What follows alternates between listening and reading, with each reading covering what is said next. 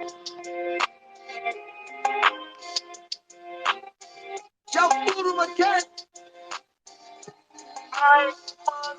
I feel like syrup. Rhyme my pause. Presidential shit don't take no loss. Oh, I feel like syrup. Rhyme my pause. Yeah, presidential shit don't take no loss. Oh, I feel like syrup. Rhyme my pause. Presidential shit don't take no loss. Oh, I feel like syrup. Rhyme my pause. Presidential shit don't take no loss. Money feel familiar. Is you feeling us? I don't give a damn. I did the shit and then I lit it up. I was with the gang, passing rolls on the Lolo. Running from the popo, we coming out in popo. Bitch, I'm with the gang. 20,000 for the fans. I be rolling with my man. He just sent me on the bands. Know I've been the baddest. Y'all niggas capping, I'm moving like a savage. Pull up in a Rolls Royce, run a bag up, get my mags up. Get the racks up, making hella money, now you know I got my rags up. Bitches taking shots, I be posing for the camera. I'm extra. I feel like syrup, rhyme my pause. Presidential shit don't take no loss. Ooh, I feel like syrup, rhyme my pause. Yeah, presidential shit don't take no loss. Ooh, I feel like syrup, rhyme my pause. Presidential shit don't take no loss. Ooh, I feel like syrup, rhyme my pause. Presidential shit don't take no loss. Hey, ooh, I feel like sailing presidential, get the bag and then see, yeah. Gotta watch my bag, I catch him scheming when I'm gone.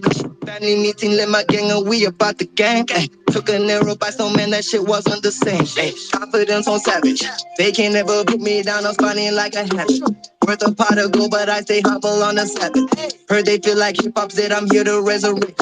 Clean it up and save it. About 2 years ago, I did. Good evening, everybody.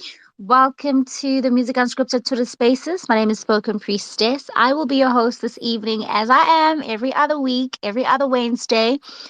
Please do feel free to share the link to the space. I did have a little bit of a technological issue. I tried to schedule a link and it basically just messed out, which is very, very annoying because you share a link with people and then you say, guys, this is the link, and everybody's like, bet.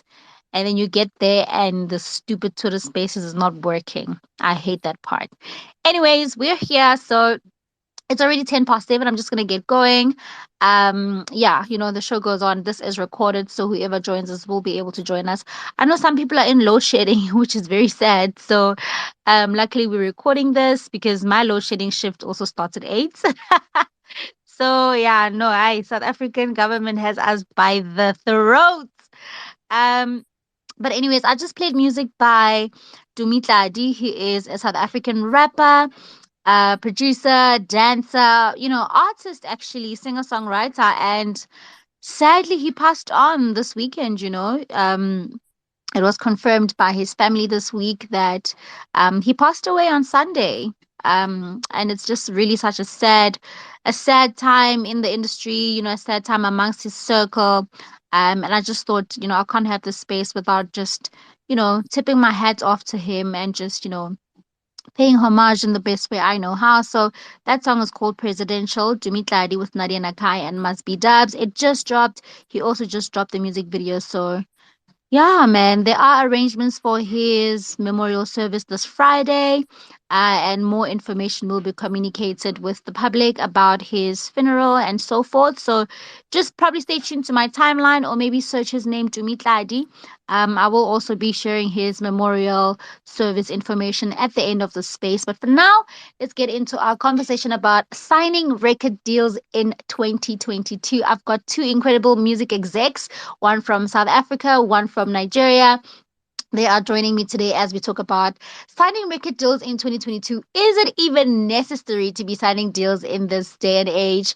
Of course, the answer is yes and no, but it all depends on where you are as an artist and what you're trying to get out of your career. And most importantly, I think it's all about how you're able to spin these negotiations. Sometimes people get themselves into messy contracts because they don't know any better, and then they find themselves in a really messy situation. But if you're really clever about it and you have a plan and there's something that you need and you know how to work your way in these contracts, hey, it just might be the thing for you. So before I chat to my execs, I'm going to just go through some of the research that I did, I found a really, really nice read about the types of record deals that you can get.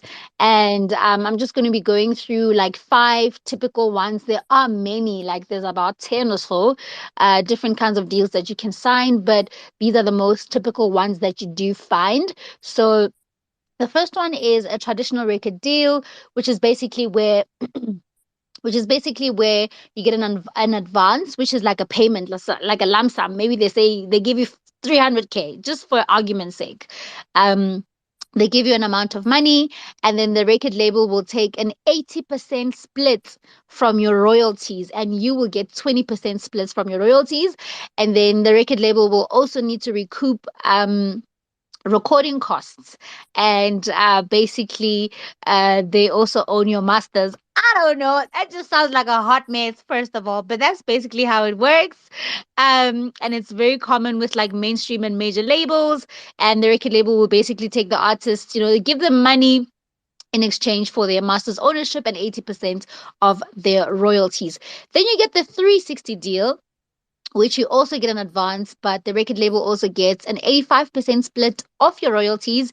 And then they take basically all your money, guys. Like, so why would anybody even sign a 360 deal?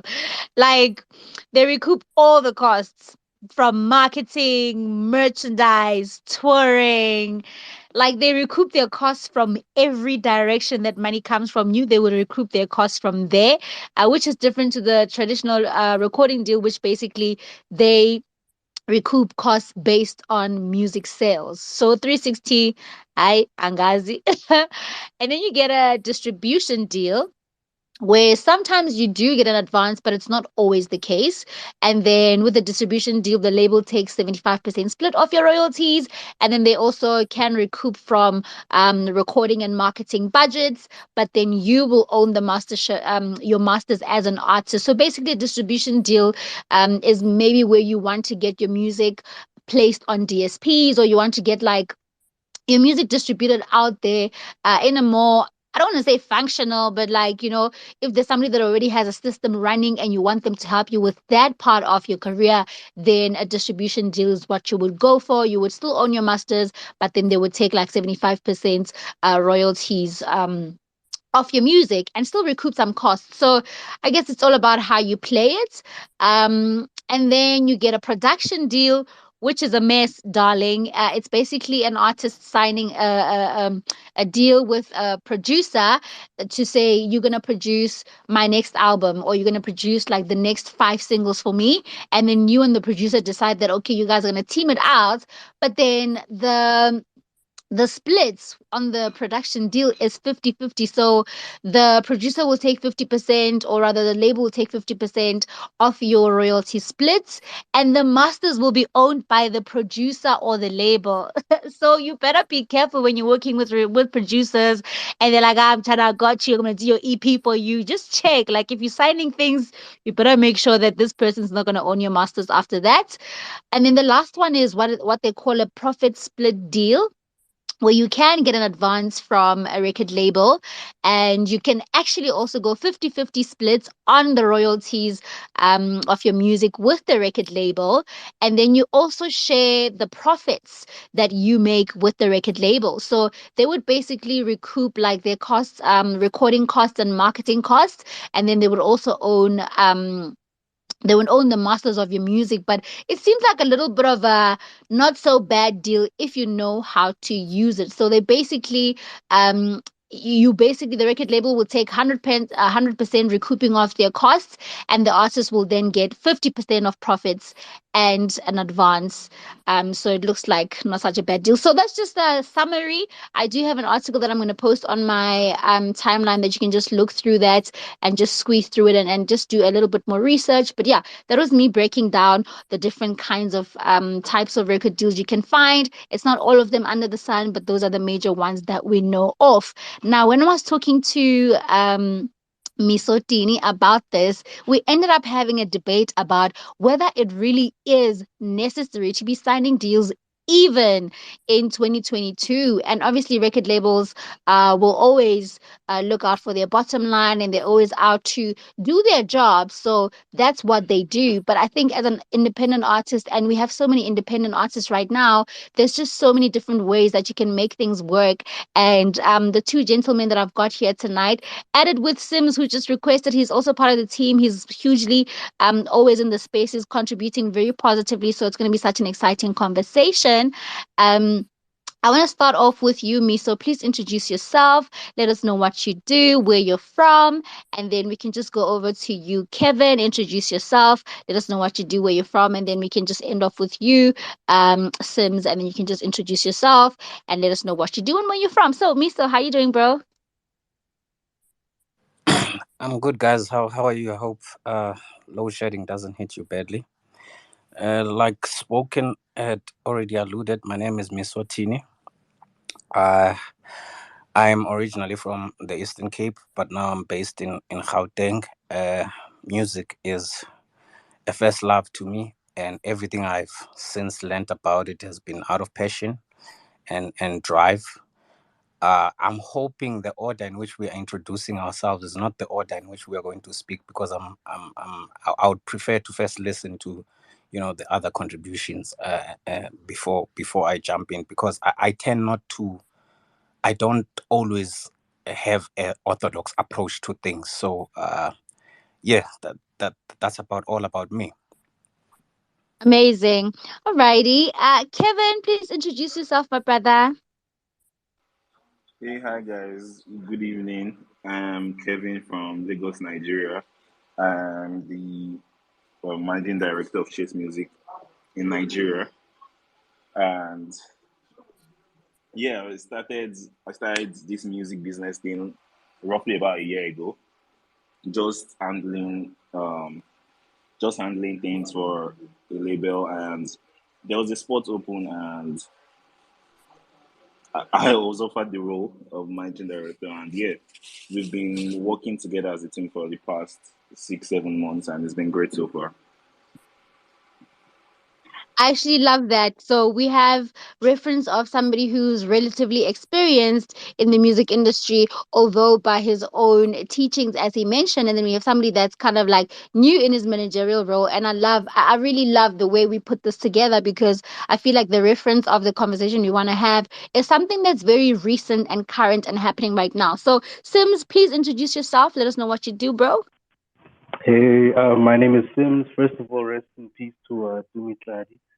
I am a film director and music producer. I also own my own multimedia company, and pretty much I'm an all-round creative. So this will be interesting. I actually I want to ask you, as somebody who I met through music, right? When I first met you, you were practicing in music, and I think you were freestyling then. Hey, was it on Slick On Live days? It was back to yeah, I think it was back to City Days. Also Hip Hop Awards. So I was pretty much doing the same thing I'm doing now. It's just obviously, I get to split personalities. I get to be a rapper and a producer, and I also get to be a film director at the same time.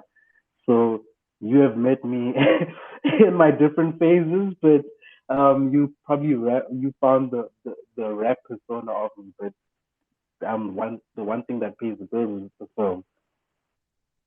Right. I love that. I want to straight up go into it. Like when you were, rapping, when you were on the scene, absorbing the music, probably just, testing the waters at some point and just trying to figure out what this music thing is about.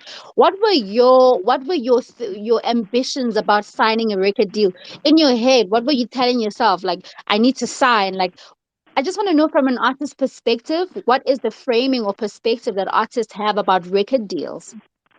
Yeah. You see, so my path was a bit tricky. Well, different to everybody's path. Who wanted to be an artist. For one, I think my goal wasn't necessarily to be a musician, although I did go to a music school and I did music theory. I also was an I guess, a visual artist. And in that sense, my goal was then to combine these two disciplines and say, okay, cool. If I'm gonna make music, how do I then make this thing live forever? You know, because I mean, obviously I'm a millennial, so I grew up at a time when music is easily consumed and quickly consumed, and people forget about the next song next week. So the whole goal was then how to create something that's gonna live forever, you know, and people remember that. And luckily, I was also introduced to television like early as a teenager. So it then made it. I mean, my path was then to then create films and television shows.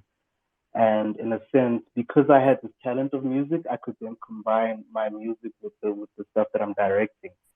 Um, and all in all, it became. I mean, obviously, because you don't get the radio play and you don't get the looks and um, the idea then was to go independent and then create more content but using my music. um, and I didn't necessarily like the record label idea because I had my own studio and I had the resources to do what I wanted to do very early on in my life. And thank goodness for the privilege. But um, it became easier when I started growing up. I mean, after maybe say like I made a name for myself in TV to then have more cachet. And I found an administration deal more than a record deal where somebody's gonna kind of collect my royalties and make sure that some of the checks are collected. And I found it easier to do that because I was in TV and ignored the kind of radio and live plays, So my path is slightly different to everybody else, essentially.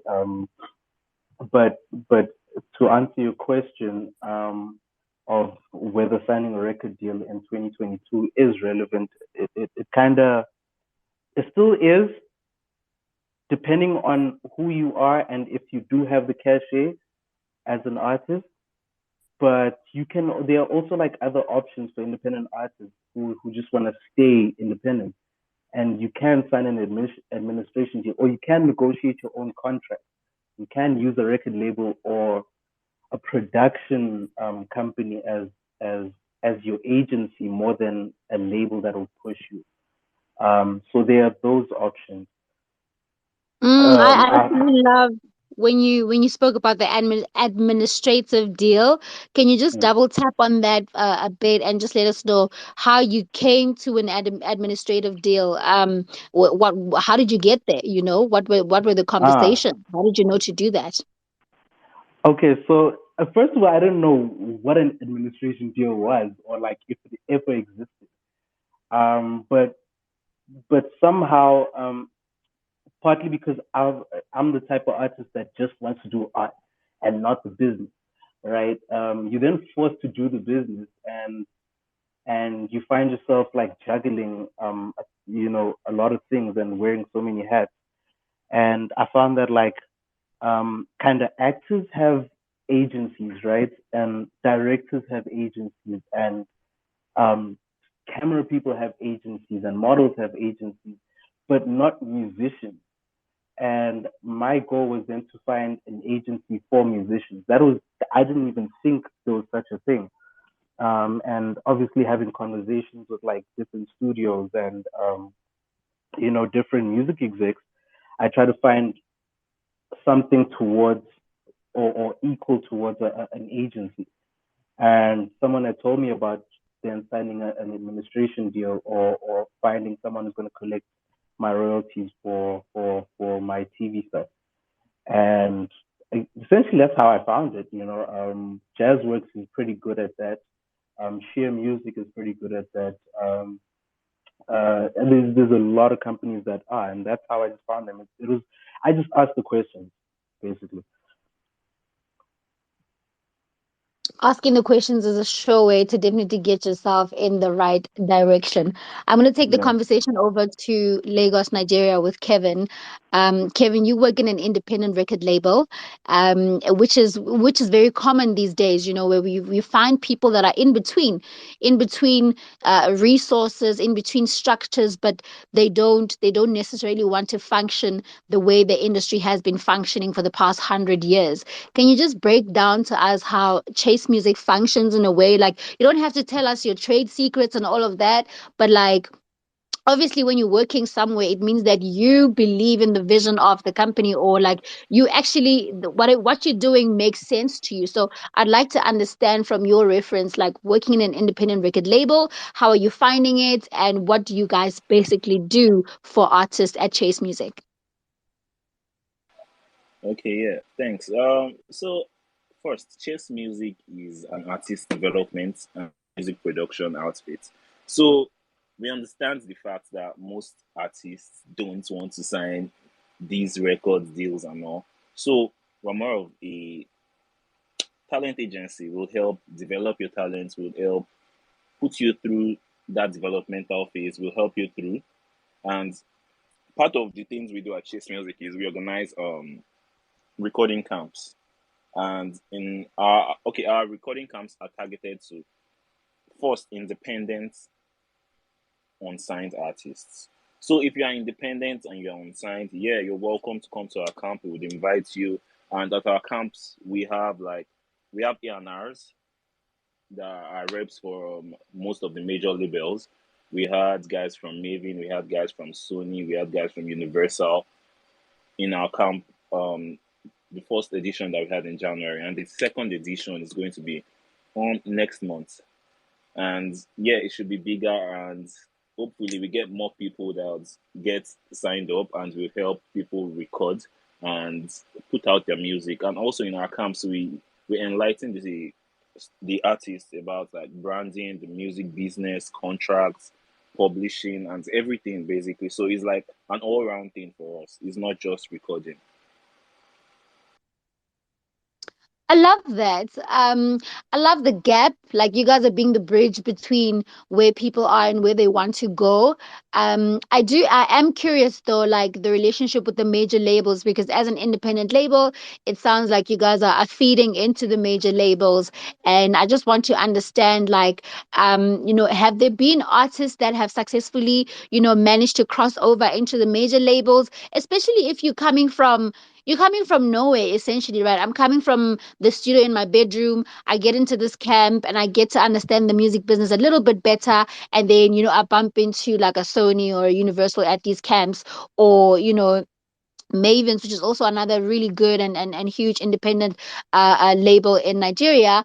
But I mean, how are you guys? Are you guys still staying in touch with these artists? What's the success rate of these kids that get into the major label side? Can you just talk a little bit more about, the follow up of these camps that you guys have? Okay, yeah. So I'll give you an example.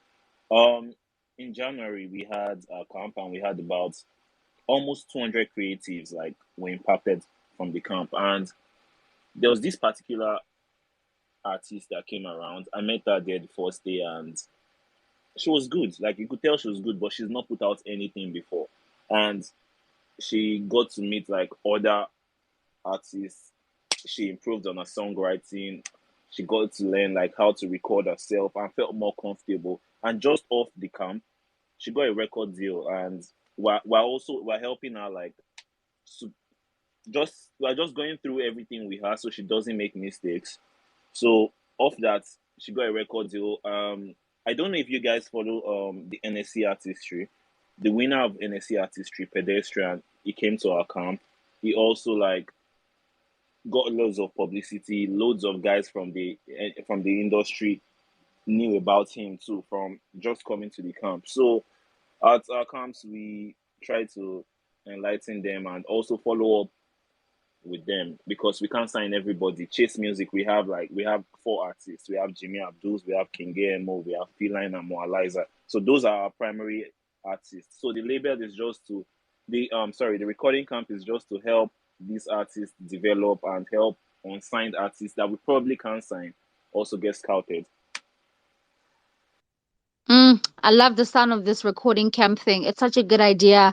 It's such an in-between way, and also it doesn't obligate artists to be pinned to anything. I can just rock up, learn how to record, learn about the game, record something, grow some relationships, and if I decide to go my own way, I can still do that. I really think Yes, that's something yes. that we really need to be pushing, as the future of the music industry. All right, I'm going to toss the conversation back to Joburg in South Africa. Miso, this is where, we've had conversations now about, okay, this independent artist now found themselves an administrative deal where somebody can just handle their paperwork for them. And now we're learning about how amazing these recording camps are, where kids can come in and kind of get a taste of what you would get in a record label, except for you go into those deals blindly. You have no idea what you're getting yourself into. But these recording camps sound like an in between. Now it begs the question and brings us back to the conversation.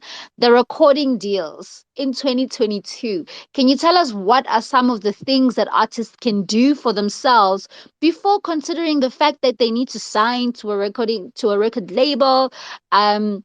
Or for to anything for that matter, because I know back at like 10 years ago there was an obsession with I need to get signed. It was even in the lyrics, the kids were rapping around, I need to sign, I need to sign.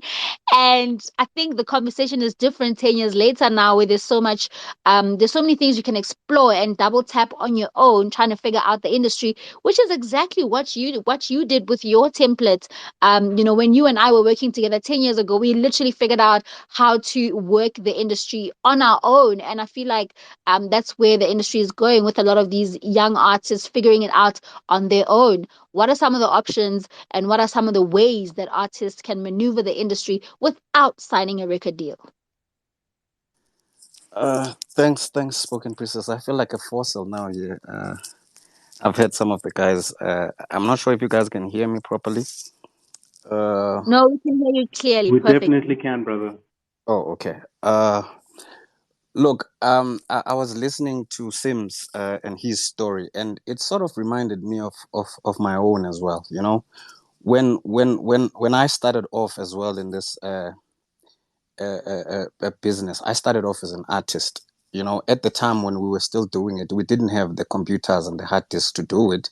We had to go to a studio that was using probably tape, and you didn't have the option of, excessive hard drives where you could do things many times. But I think listening to the speakers and how this whole thing has morphed over time, this is probably one of the reasons why I've had so much difficulty with it, because I've believed for the longest time that I don't think in 2022 you need to create a job when there's none. And I say create a job when there's none is if you are still trying to figure out as an artist your style, your signature, how you are going to maneuver, it really does not make a great deal of sense to get into a recording deal, particularly if you've already missed stages like the ones the colleague there from Nigeria was talking about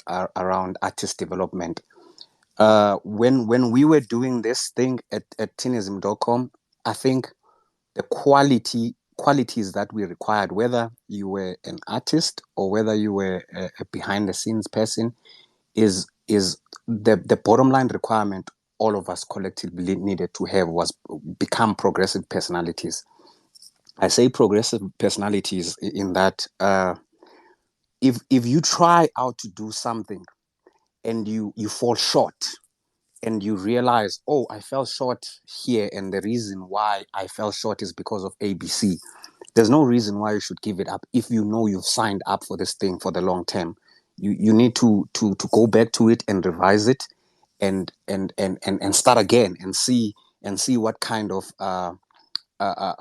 feedback you get from engaging in the process on the second coming. Now, I personally think in 2022, if you can put yourself in the space, and I know it sounds like from Sim's perspective, it sounds like I heard him saying, I'm grateful for the privilege, But if you can put yourself in a space where you are able to get yourself a sound card, you are able to get yourself a microphone, you are able to get yourself a computer, a small computer where you can connect those things, and you are able to get the software and just figure out how that chain works.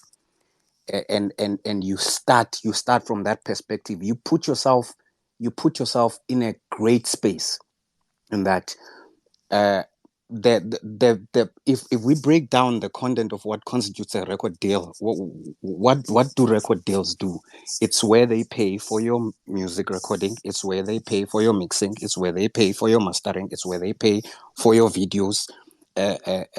So in essence, when you get into a contract with another person, and maybe it's time we started to see these contracts as sort of a debt structure, right?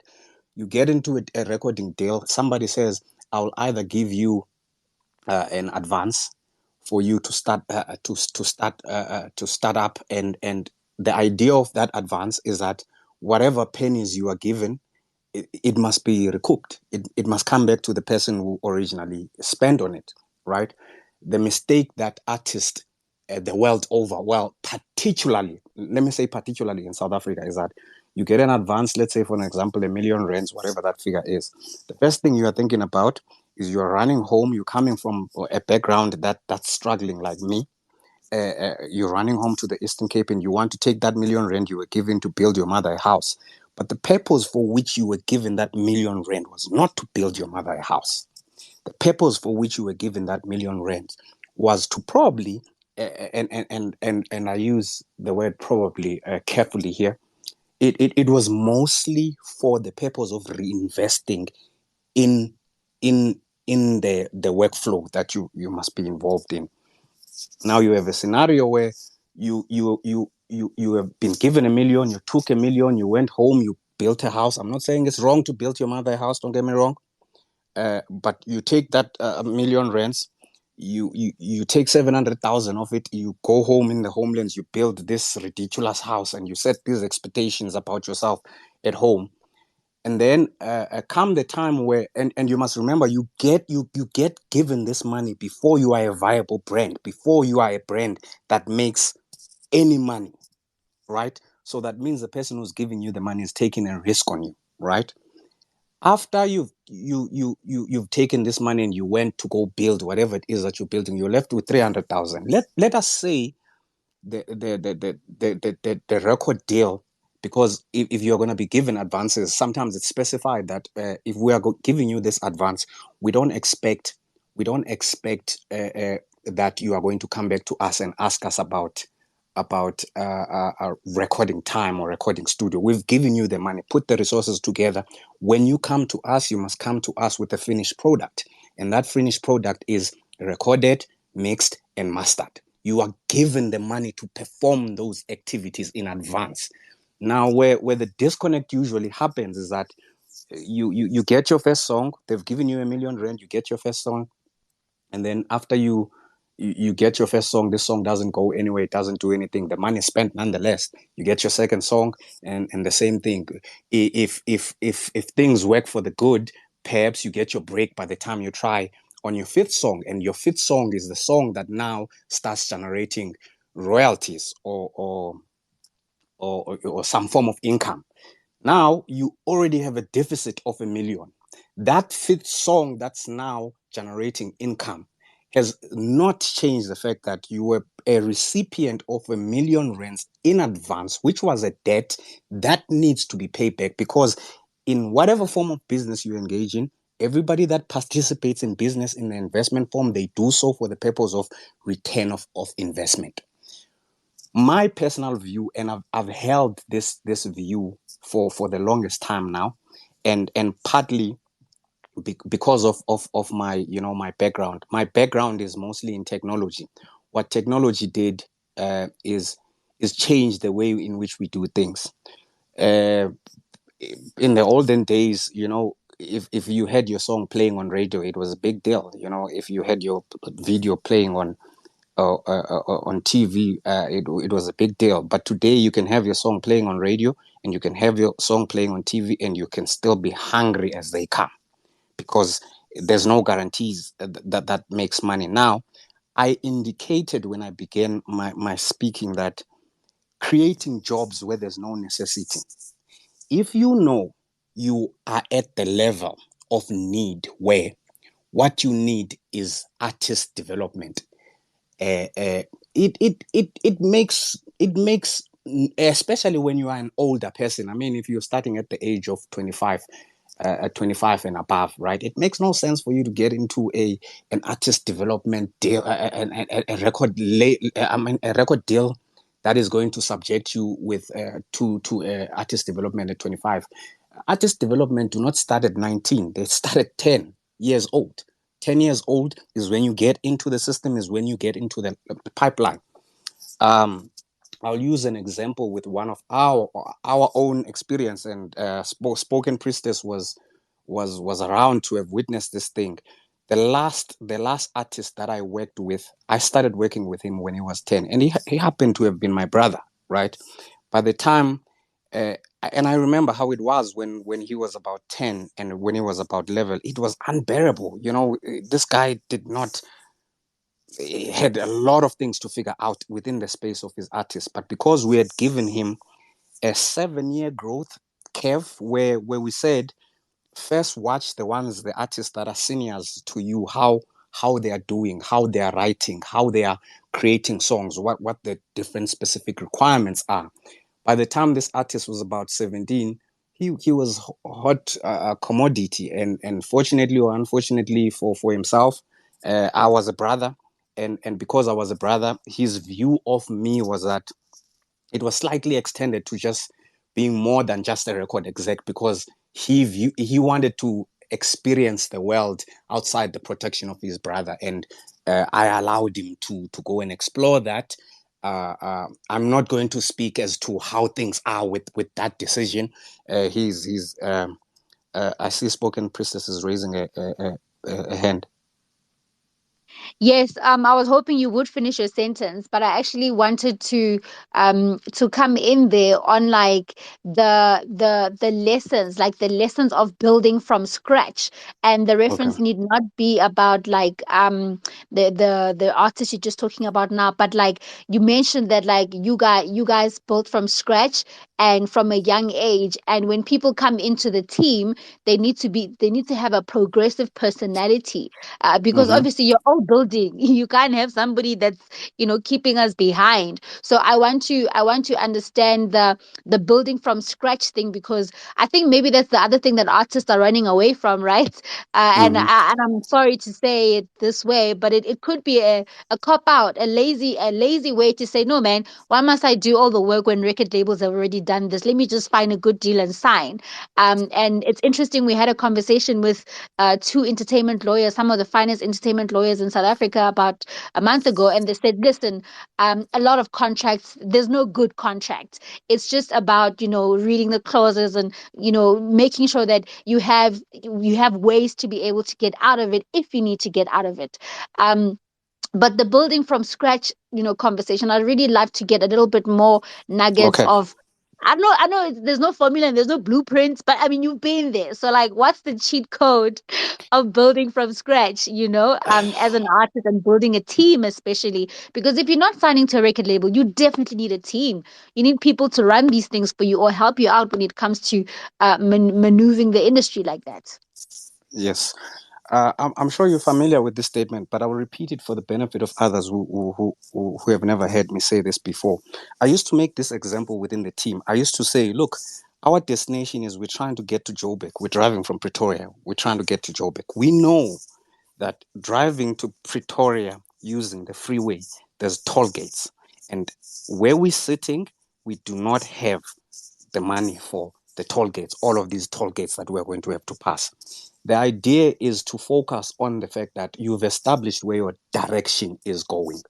You do not necessarily have to use conventional routes to arrive at your destination. If you're going to Joburg, you can either use Old Johannesburg Road and deal with the potholes that throws at you, or you can use another route. But the idea is that when you do get to the destination, you have got to be a ready recipient of the opportunity you might get when you arrive at your destination. Now, to talk about building from scratch, right? You know, I had the task of putting the heads together. There was one producer by the name of .com. There was an engineer, Jay Smalls. There was a Spoken Priestess. Spoken Priestess was responsible for marketing. There was myself. I was investing and doing the deals and going to these places where we needed to get. But the idea and the common feature that we all had amongst those personalities is we were quick to admit that, look, we don't have this thing figured. However, when we release a song in the age of internet, you've got a data matrix that give you information as to where your song is going, how is it performing, how is it. The next time when you make a comeback for the next release, it is important to go back to that data matrix of the last song and say, what did we do on the last song? What results did this gain us on the last song? And if you are able to build competencies, which is why I began this talk by saying that progressive personalities. If you are a person who likes to arrive at a win, it does not matter how many losses you encounter. If your objective and your goal is to arrive at a win, we got it wrong a couple of times, but because we were persistent, we're doing it over and over again, we were able to make the penetration that we need now, as opposed to signing a record deal. If I was an artist in 2022, this is what I would be doing. I would get a person like Sims here, who's sitting here, who's a creative, a video creative, because at the end of the day, subsequently, you are going to have to pay the tall fees of paying for those ridiculous prices on video. Get that personality and put them in your team and provide some level of training. Point in case, Sims, you will agree with me on this one. DaVinci Resolve, for an example, is a free software for anybody who's interested in doing videos. I've written 2 or 3 of those certifications for color grading and editing. And this was just out of curiosity, because once I had paid my first ridiculous amount of a video, I realized I didn't want to keep doing this. I needed to figure out a different way of doing it. And the different way that at that point in time I came up with was that when you say, how much am I paying for this video? And you realize you're paying 50,000, making an example, and you ask yourself the next question, how much is the price of a lens and a camera? You figure out, oh, the lens and the camera is 50,000. Oh, do I have a progressive enough personality in my team that is genuinely interested in growing within this field? And when you already have somebody like that in your team, then it makes sense to go buy a lens and a camera and give it to this person that you have in your team, so that this person can specialize and do this thing. If you find yourself in a space where you're saying, how are we going to maneuver or move within social media and the marketing space, you get a person like Spoken Priestess. You trust them before anybody trusts them.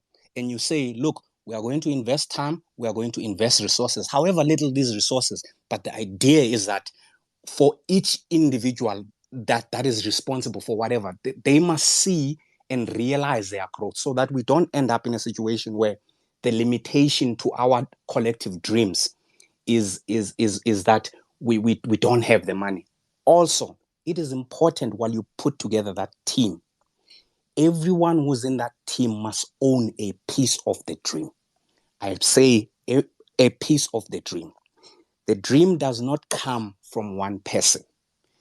If the director is sold and bought in the vision of where the team is, and he understands he has ownership of that area in which he is responsible for, then the person who's in charge of everybody else in the overall does not always have to look over his shoulder to make sure that the director is doing what they should.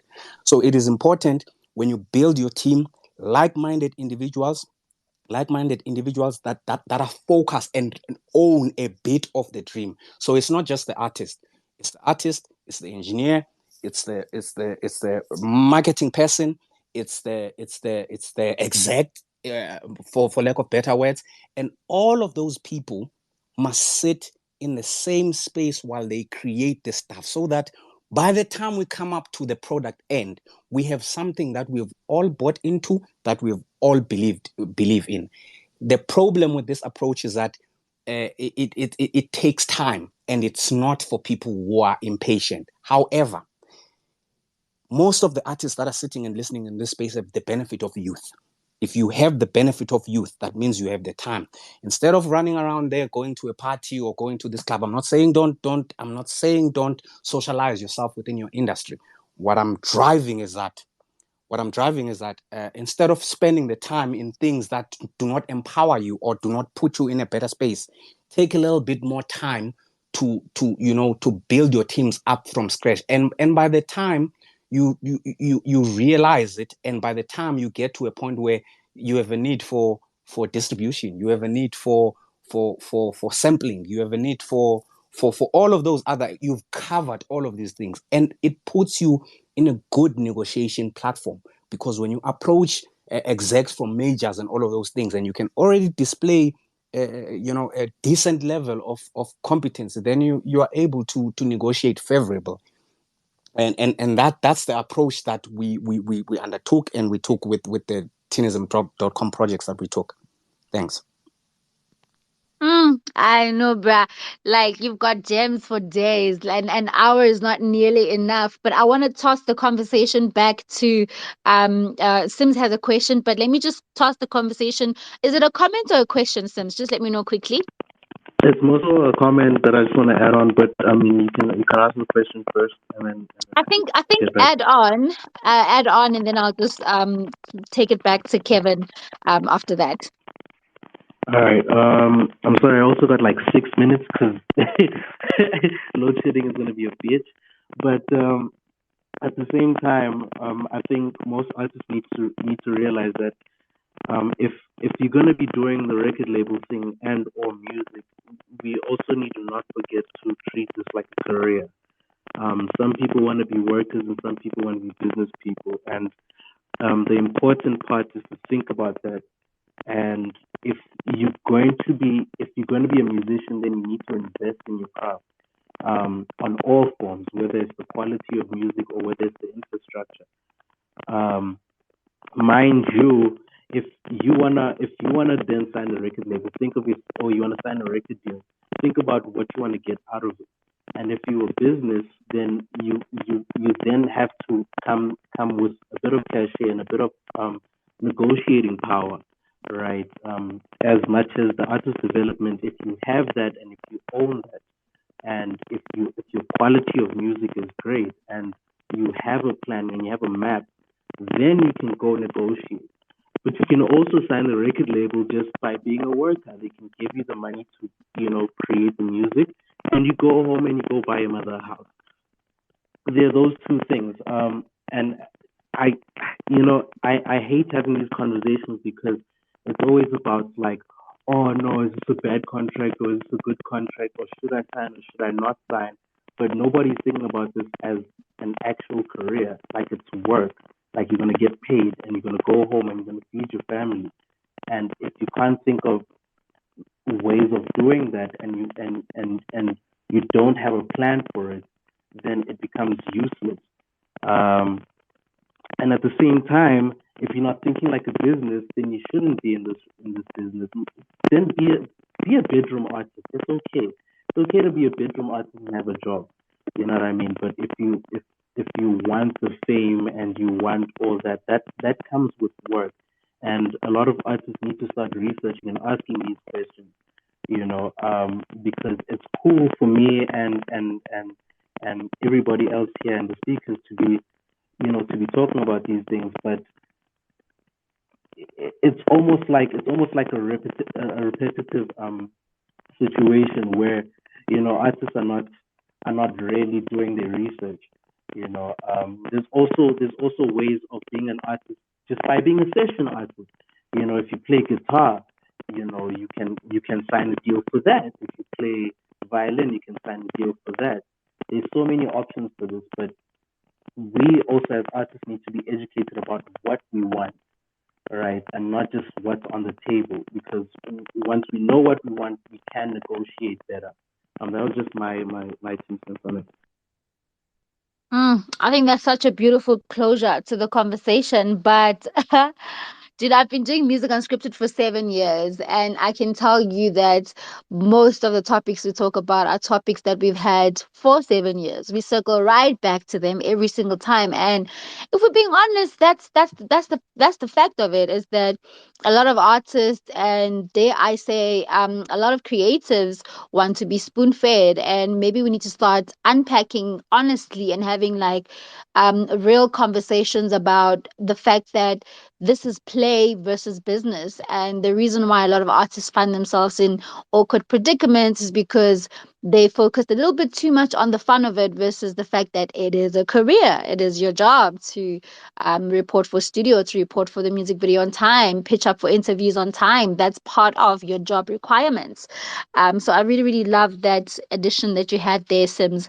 I'm going to close the space soon enough because we are living in South Africa. Well, some of us are living in South Africa, and we're currently under load shedding, which means when the power goes out, our networks get rubbish, you know. But yeah, anyways, I wanted to take the conversation back to Kevin. And I think, Kevin, you might be able to drive us home because I'm going to give us probably 5 minutes, beyond this, but the space might cut out or it might not. I don't know. We'll stick around and see what happens. But I wanted to unpack the team dynamics thing. There's very little that we know about, industries outside of our country. A lot of the stuff we talk about is reference to South African music industry, and something that I've seen in the past few years following the Nigerian music industry, or particularly Afro beats, if I can be specific, because that's the sound that I really am interested in, is I'm interested to know in the dynamics that you have in your teams working there at Chase Music, the professionals that sit in the teams, and moreover, the kind of relationships and attitudes that your artists have, especially because you deal with young people. There's a sense of entitlement that comes with dealing with young artists. They just come in and expect things to be done for them, or they just, they want shortcuts. They want to know what's the quickest way to do it. If you can just share some of the team dynamics that exist when you're doing these recording camps, and also the team dynamics that exist in the business of the independent record label, that you have experienced that side. Okay, thanks. So I really want to give shout out to the other two speakers. Like you guys really you've said everything that I have to say, and how you operate is really similar to how we also operate at Chase Music. Because me myself, I'm really big on socials and social networking basically, and I handle socials for Chase Music.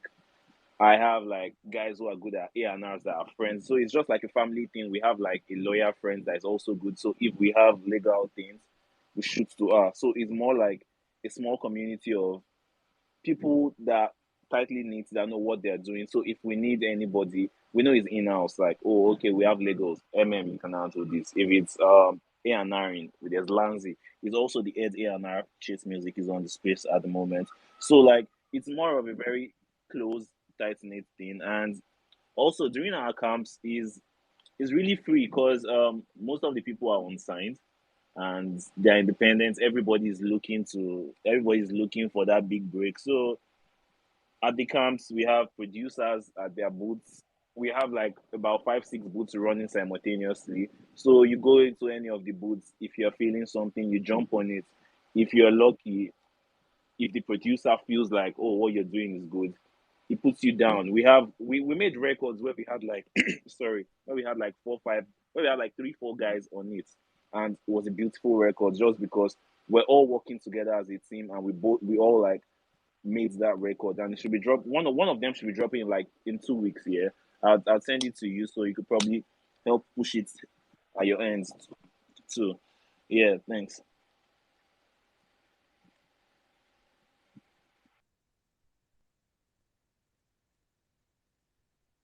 Oh, lovely. There we go. I thought you still had more to add.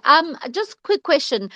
Paperwork at the recording camps. I mean, I know it's artist development, and it sounds like a very I mean, although it is constructive, it sounds like a very it's like a workshop, right? But I'm curious to know because you did speak about labels sitting in into some of these, and that's where some of the kids get picked up. But what is the paperwork related to that? Because you guys are basically hosting these people in your facilities. In a way, you Yeah, guys are creating a resource for them. In a way, you're like an open label, like you're like an open library. People come in and they lend the books and they have to bring them back, or if they lose the yeah. book, they pay for it. What is the paperwork related to these recording camps? I'm also asking because I think that this is a culture that can grow, but we also need to know how to manage it properly so that it's not like I recorded a beat at Chase Music and then there's drama a month later, if you know what I mean. So, what's the paperwork? What's the structure going on in these recording camps? So the one we had in January was the first. So it was more like, oh, okay, let's test run, let's see how things work, let's see the best way to put things.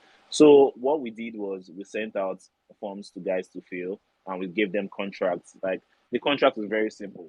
Anything created in the house, we have first rights to it. If we want to release it, we'll release it. Whatever we're not releasing, you as the artist, you are free to release it. But with also with our support. We'll support you, we'll help you with marketing, we could help even plug you with the best sound engineers just to make it right.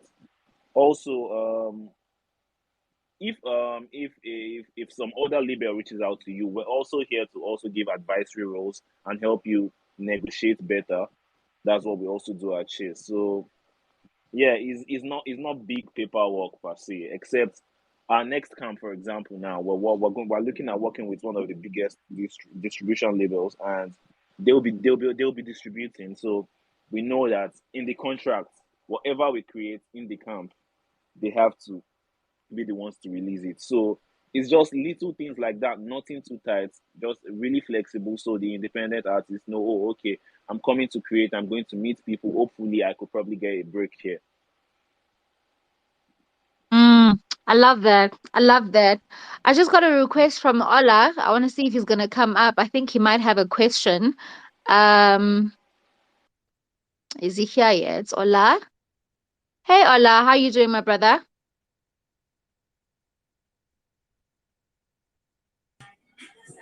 Hi Ola. Hey, honestly, good evening, guys. I honestly don't know how I got here. I'm sorry, I just joined in, and I have questions, but I really want to listen before I probably raise questions. So sorry. Okay, no problem. We are going to close the space soon enough. So if you did have a question, you best pose it now. But you're welcome to hang 10 until you do have our question, and we're going to wrap up the conversation. Okay, yeah. So Amazing. Sorry, go ahead, Ola. yeah, no, I just want to mention that about what Agba Fixer was saying about the what do you call it now? Is it the The chess recording music? camp, Yeah, recording camps. yeah, it's the recording camp, yeah. Yeah, so can we access through even in Nigeria? Oh, so Chess Music is in Nigeria. Okay. We're a Nigerian label, and if you want to attend, okay, so before the Chase Music Camp, there's another one coming up this July that is open to artists, producers, A&Rs. Is the Lemon Vinyl Camp. I'll probably tweet about it now, so you could probably just follow, and you can follow up from there. Yeah, yeah, I'm following you already. And it's open to everybody. Yeah, Okay, cool, cool. yeah, If bro. it's okay, I could send some of my stuff. Probably you listen to it in your DM and stuff. All right, no sweat. Just send me your links. Right. Yeah, thanks. Yeah, bro. Love it. Love to see it. Guys, we're gonna wrap up so that we don't get cut off. But also this does happen for an hour, so we actually have come to the end of our time together. I'm so grateful to have you here with us, Kevin, as well as Miso, as well as Sims. Guys, this is such a beautiful conversation. Actually, the conversation is not even complete because I feel like there's more to unpack here, right down to the team, right down to training and right down to just growing as an artist. But it's something that happens over time, like Miso mentioned. So I think parting words, guys, like hang in there, hey, hang in there. But the bigger thing is, let's switch the mentality. Let's switch our mentalities as creatives, and stop treating our passions as a hobby. Yes, they are hobbies, but the minute you want to monetize it, it's no longer a hobby. It's no longer something fun. It is a business. It is a business. It is a career.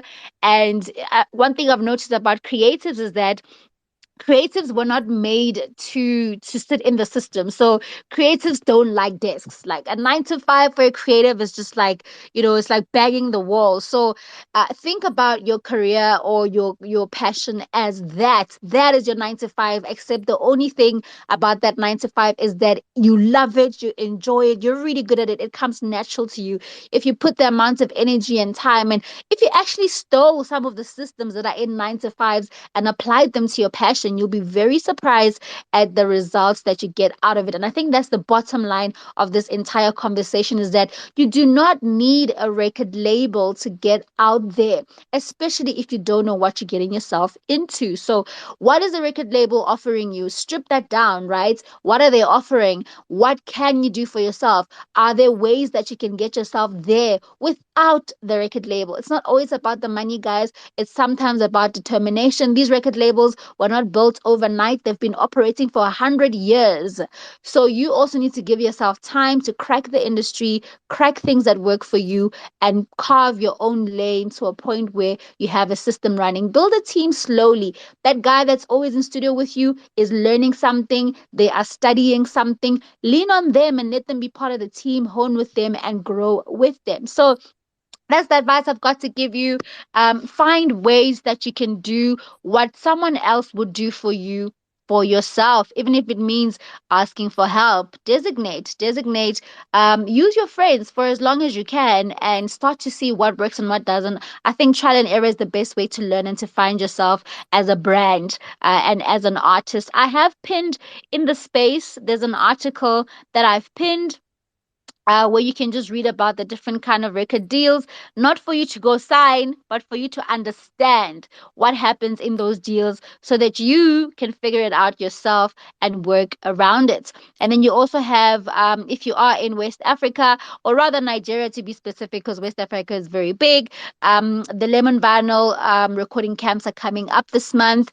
So do make sure you follow the Lemon Vinyl account. It is pinned on the space, as well as Kevin Asadru of Chase Music. Do follow him and communicate with him. Thank you guys so much for being part of the space, guys. Like you, I really, really appreciate it. So we're gonna start a YouTube channel. Well, I actually have already started it. For 16 Bars Reloaded, we're gonna be putting those conversations as a little podcast and uploading them for you to be able to listen to them long after we've had these conversations, because obviously Twitter deletes them after a while. But you will be able to listen to them. I'm still working on the production. I'm in studio working on jingles, and making sure that it's like sonically cute, because we know that Twitter Spaces audio is not the best. But yeah, man. So just follow 16 Bars Reloaded, the accounts. Let me actually see if I can pin it while I'm still in the space, because I don't want to lose you guys. So let me just pin it in the profile so you guys can see. Just give me a second, and I'm gonna sing for you so I can get a recording deal. I'm just kidding. But I just want to pin the 16 Bars Reloaded account. You guys, please do follow them, and you'll be seeing the link. It's pinned onto our account, actually, where you can just subscribe to our YouTube channel, and then you're gonna get all of that content. So there we go. I'm just gonna pin any tweets.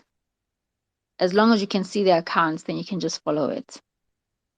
Yeah, there we go. So just follow that account, 16 Bars Reloaded. The profile has like a speaker box there. But yeah, other than that, every single Wednesday, guys, we do this. So 5 p.m. West African time, 8 p.m. East African time, and then 7 p.m. Central African time. The community is growing so well.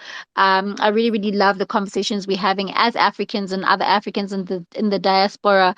We usually have a lot more people from out of Africa as well when we're doing our listening session. Next week, we have a listening session with an artist from Ghana. Her name is Lami. me. And I think we have another artist that's going to be playing us music as well. So please do come back and join us. Um, Wait, is it you, June? I think it's you, June the 5th. Yeah, but yeah, we're having a listening session next week, as always, where you come in as an artist, play us your music, and we give you some feedback, we give you some constructive growth notes, whether it's recording, whether it's inspiration, whether it's sound, you name it. This community is here to help you grow, guys. If there's something you want to figure out, please don't, hesitate to DM me. If there's a topic that, you've been trying to crack your head around, there are professionals we can get hold of to come and talk to us about it, from contracts to distribution to publishing, you name it all. We've got it all. DM us and we'll help you tackle it. So thank you guys so much, Kevin. Thank you so much, my brother. You're welcome. You're welcome. Thank you for having me. Next week, Thank Jimmy you will so also be much. on, and he'll probably be sharing his next release with you guys. Ooh, Nigeria in the building. I love that. I love that. Amazing. I love that. Miso, thank you so much. You and I, my brother, we come from far. Like you've seen so many parts of my life.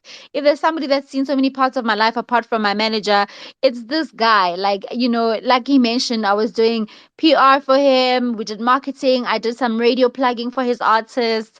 While I was on radio myself as a teenager, and here we are, a few years later, and we're chopping up the industry. Like, it's always an honor to chat to you. So thank you so much.